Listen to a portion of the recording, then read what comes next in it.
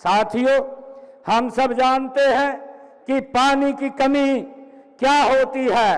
हरियाणा ने पानी की कमी को महसूस भी किया है और इसकी कमी से होने वाली दिक्कतों को सहा भी है।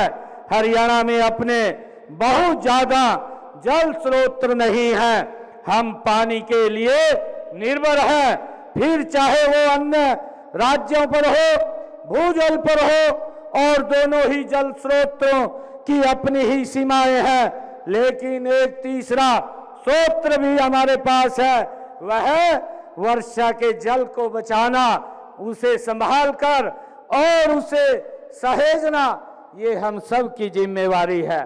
साथियों, हम पानी से तो सब कुछ पैदा कर सकते हैं, लेकिन हम पानी को पैदा नहीं कर सकते।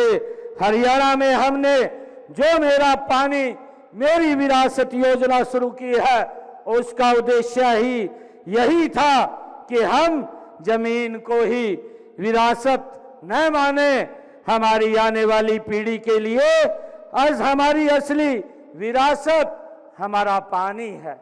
हम जब पीढ़ियों को दे करके जाएं, हम जमीन नहीं, खाली बंजर भूमि नहीं, उसके साथ साथ आने वाली पीढ़ियों को हम पानी भी दे करके जाएं।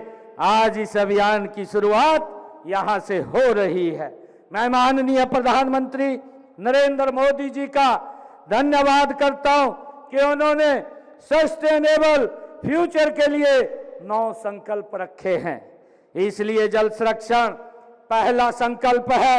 इस संकल्प को पूरा करना इसलिए भी अधिक जरूरी है कि भारत में दुनिया के लिए फ्रेश वाटर का केवल 4% है, जबकि यहाँ विश्व की 18% जनसंख्या है।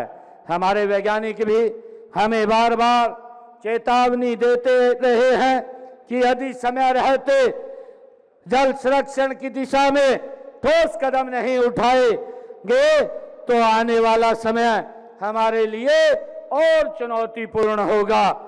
मित्रों, हमें इस चुनौतियों का समाधान मिलकर के खोजना है। जल संरक्षण, प्रकृति संरक्षण हमारे लिए कोई नए शब्द नहीं है, ये हमारी संस्कृति चेतना का हिस्सा है।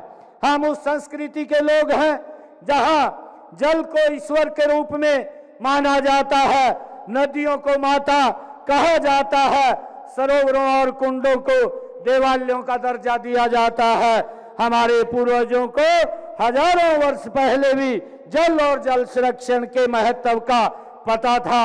हम सब ने रहीमदास जी की यह दोहा सुना है। रहीमदास जी ने अपनी वाणी में कहा है, रहीमन पानी राखिए, बिन पानी सब सुन, पानी बिना न उबरे मोती मनुष्य चुन। जिस राष्ट्र का चिंतन इतना दूरदर्शी और व्यापक रहा हो, जल संकट का हल खोजने के लिए उसे दुनिया में सबसे आगे खड़ा होना होगा। आज यहाँ से जो अभियान शुरू हो रहा है वह इस दिशा में एक मील का पत्थर साबित होगा।